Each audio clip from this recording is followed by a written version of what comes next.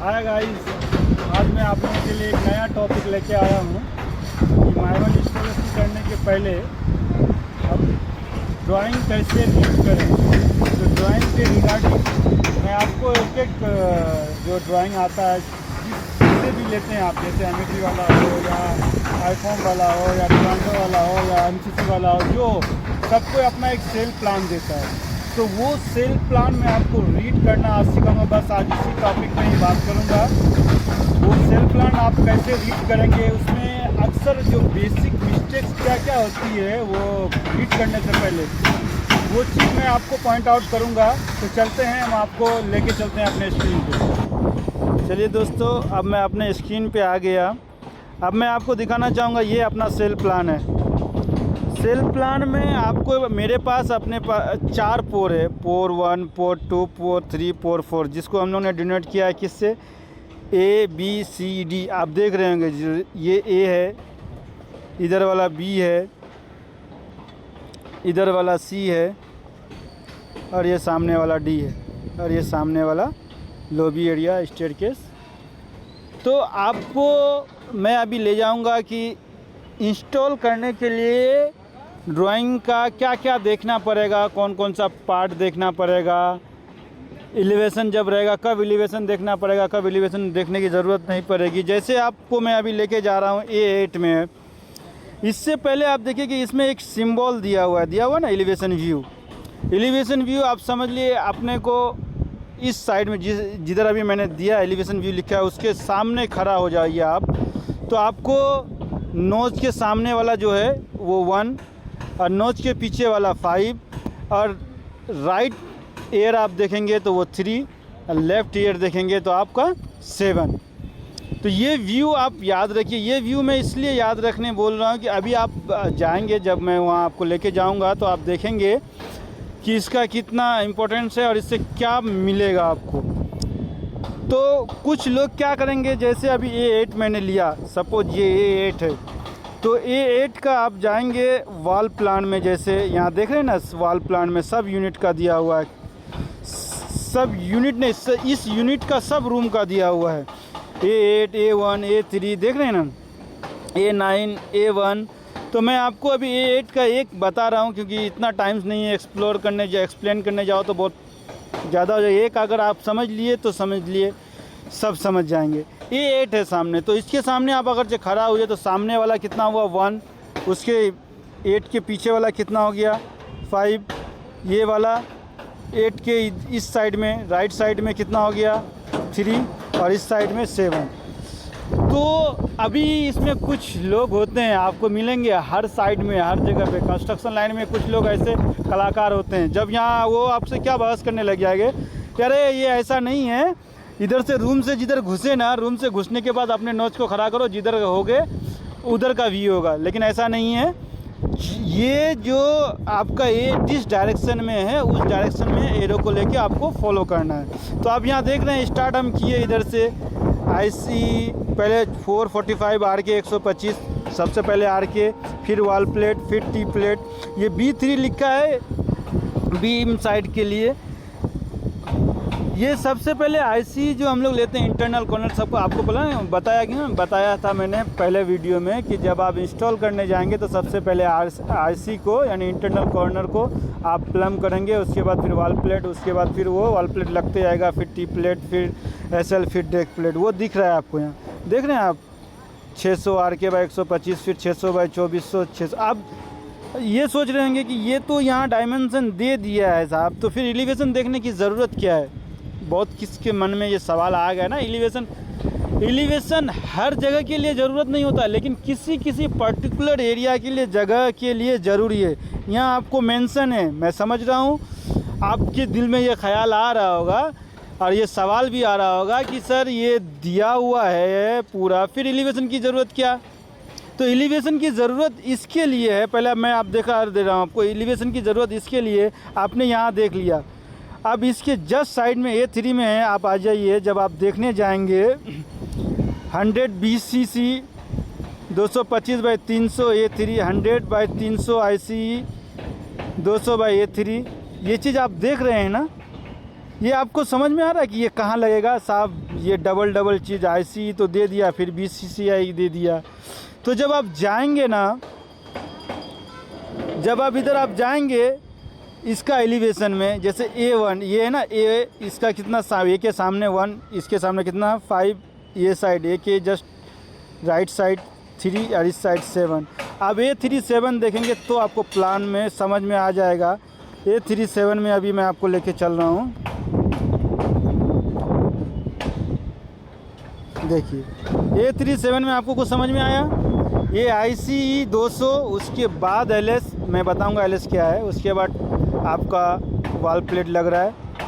उसके बाद 520/RK 125, ये चीज़ आपको समझ में, वहाँ ये चीज़ समझ में नहीं आएगा आपको। वो ICE लिखा है, लेकिन आपको एक सिस्टम में वो दो RK भी लिख दिया है, IC भी लिख दिया है, लेकिन आप जब इंस्टॉल करने जाएंगे तो दोनों बचेगा, आपको समझ में नहीं रखा ये कहाँ लगेगा, ये कहाँ लगेगा।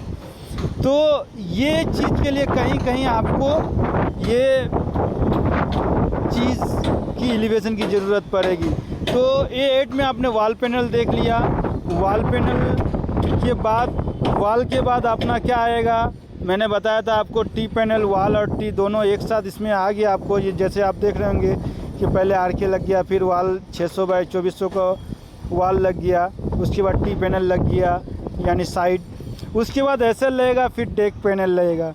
तो अब ये डेक पैनल प्लान, ये डेक प्लान में ही आपको SL मिल जाएगा। ये देख रहे हैं, इधर से गए, ये SC जो बताया था जो कॉर्नर में लगता है दोनों बाजू, ये दिखा हुआ ना 530/W 80 SC D 45 545 A8 unit का।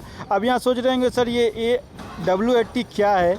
तो इसमें आपको ज़्यादा उलझने की ज़रूरत नहीं है। ये वो अपना एक नॉमेनकल्चर दिया, नामांकन किया हुआ है पहचान के लिए, क्योंकि वो जब वहाँ इंस्टॉल जब बनाता है और वहाँ इंस्टॉल करता है ना, तो वो होल मैच करके पिन पत्ती मार के ट्राई करता है, तो वो फिक्स होता है। ये हम उसके जस्ट ऑपोजिट साइड लगा सकते हैं, नो इशू, लेकिन जब लगाएंगे ना तो हमको क्या होगा, उसका होल मैच नहीं होगा, फिर हर जगह हमको यहाँ साइड पे होल करना पड़ेगा। इसके लिए वो उसका नॉमेनकल्चर है, तो उस पर आपको ज़्यादा गौर व फिक्र करने की ज़रूरत नहीं है।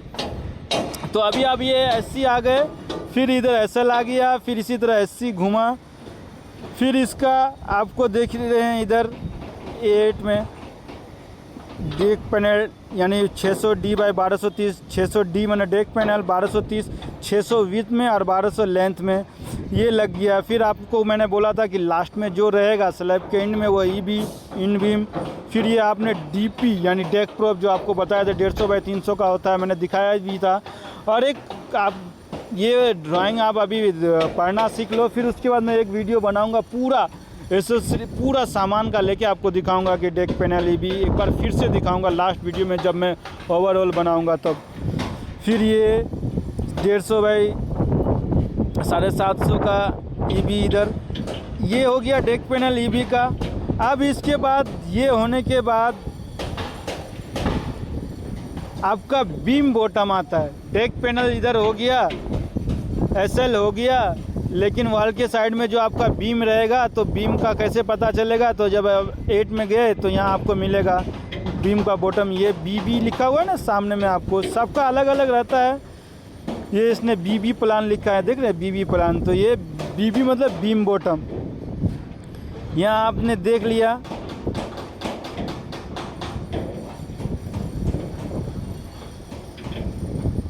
$290 BB/700 यानी 290 का बीम बॉटम, 290 विड्थ में, 700 चौड़ाई लेंथ में, और 125 BSL/290। ये जो आपको मैंने बताया था ना BSL SSL, ये वही 125/290 का बीम साइड का ये जो लगेगा, बीम साइड है पर L से लेफ़्ट, दोनों लेफ़्ट साइड का है, वो है बीम का हो गया। अब इसी तरह आप चलिए PC, ये PC आप प्लान देखेंगे। PC को आप जनरली बोल सकते हैं पॉकेट कवर, बोलिए क्या बोलेंगे, पॉकेट कवर। और ये आपने विंडो सिल भी कुछ लोग बोलेंगे, कुछ लोग डायरेक्ट विंडो सिल लिखता है, कुछ पॉकेट कवर लिखता है। हाँ, तो आपको जो बोलना है, मतलब सबसे बढ़िया चीज़ हम आपको देहाती लैंग्वेज में समझाते हैं कि ये ढक्कन बोलो आप इसको, हाँ, कटआउट में बीम साइड में ढक्कन जो लगता है ना वो ढक्कन है बस। और इसमें ज़्यादा भी, इसमें भी देख रहे हैं यहाँ ये दिखा रहा है जहाँ जहाँ आपका ये LSS जो है, आपको मैंने बताया था ना कि LSS और SL दोनों का डिफिनेशन सेम है लेकिन चीज़ अलग अलग है। LS का जो वर्टिकलिटी है 125 का वो है रहता है, और LS का जो रहता है 100 mm वर्टिकलिटी रहता है, बस वही चीज़ है और कुछ नहीं है। ये आपका हो गया PC पॉकेट कवर। उसी तरह आप चले जाएं अब आ गया, इससे पहले यहाँ प्लान में वैसे कीकर दिया है, कीकर से पहले हमको इंस्टॉल करना पड़ता है LS, जो आपको फिर वही बताया मैंने LS। अब सॉफिस्ट लेन ये भी है, सॉफिस्ट लेन ये भी है, देख रहे हैं ना यहाँ आपको LS दिख रहा है ना, LSD जो संक पोर्शन होता है ना, जैसे 75 mm डाउन, कोई 100 mm डाउन रहता है, उस एरिया में एक साइड लगता है। सॉफिस्ट लेंथ जो है डेप्थ वाला, वो जो साइड लगता है ना, तो इसको इन लोग ने अपने नाम में लिखा है LSD। बाकी और दूसरे का देखेंगे ना, वो तो डायरेक्ट MS का फ्रेम बना के देता है। जैसे हम लोग का 50 mm का संग रहता है तो हम लोग क्या करते हैं, 2x3 का पट्टी लेके डायरेक्ट घुमा देते हैं डायरेक्ट, या तो फिर स्क्वायर ट्यूब मार के, साइड की बात बता रहा हूँ, घुमा के डायरेक्ट रख देते ना, जो वो स्क्वायर ट्यूब का फ्रेम बना के रखते हैं वही ये फ्रेम समझो। इस फ्रेम को उसने नाम दिया है LSD। तो ये अब LSD भी आपने समझ गया होगा। और ये जो साइड में IBX देख रहे हैं ना आप, IBX, ये IBX को जैसे IC है ना कॉर्नर में, वही ये कॉर्नर है, इसमें LSD ये LSD जो है वो उसको सेट करके पिन पत्ती मारते हैं। वो मैं आपको वीडियो बनाऊंगा तो वो आप समझ जाओगे। अब उसके बाद कीकर आता है। कीकर कहाँ लगता है, मैक्सिमम जहाँ से वाल स्टार्ट होता है आउटर एरिया में। इसके बाद कीकर, ये आप देख रहे होंगे कीकर आउटर साइड में 125 बाई 690 K से डिनोट किया है, मतलब लेंथ अलग अलग है। इसका भी जो कीकर का मैक्स जनरली जो ये स्टैंडर्ड साइज होता है वर्टिकलिटी, वो भी 125 ही होता है। और लेंथ में तो आपका वो उसके इस पर डिपेंड करता है साइज़ के हिसाब से, कहीं 600 का भी होता है, कहीं 2 मीटर का भी होता है, 2500 का भी होता है। ये कीकर देखिए। कीकर के बाद अब जो सबसे अहम चीज़ है अलाइनमेंट के लिए, जो ISA, ये देख रहे हैं ना ISA प्लान, ISA प्लान देख रहे हैं ना आप, इनसाइड संक एंगल आप इसको बोल सकते हैं। ISA इनसाइड संक एंगल, जो हम लोग क्या करते हैं, जो आउटर साइड में ये जो देख रहे हैं ना ECS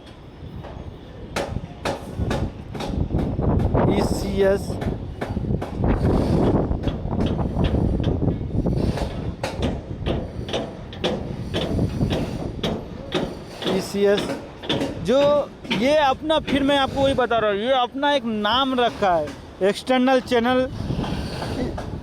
या अपन लोग क्या करते थे, DS जैसे मारते हैं ना ऊपर संकन को लाइन मेंटेन करने के लिए आउटर से, तो ये उसी चीज़ का नाम EXLR। हम लोग जो लेग यूज़ करते थे, लेग, आपने किसी ने MFE देखा होगा तो MFE में ना लेग देता था उन लोग डायरेक्ट, इसने उसी लेग को यहाँ ये वाला जो देख रहे हैं आप ECV नाम दिया है।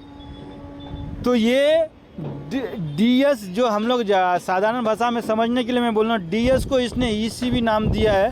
और हर जगह MS का हम लोग लेते हैं, DS जो लेते हैं, लेकिन ये जो यूज़ किया है ना इसने, बना के वहाँ से मैन्युफैक्चर करके भेजा है, इसको भी इसने एल्युमिनियम का ही बना के भेजा है। मैं आपको जब वीडियो बनाऊँगा ऊपर संकन का जैसे मेरा इंस्टॉल होगा तो मैं आपको वो दिखाऊंगा ECS। हाँ, ये आप दोनों यहाँ देखें ना, DS लिखा है ना ये, और सामने में ES भी लिखा है, दोनों सेम ही है।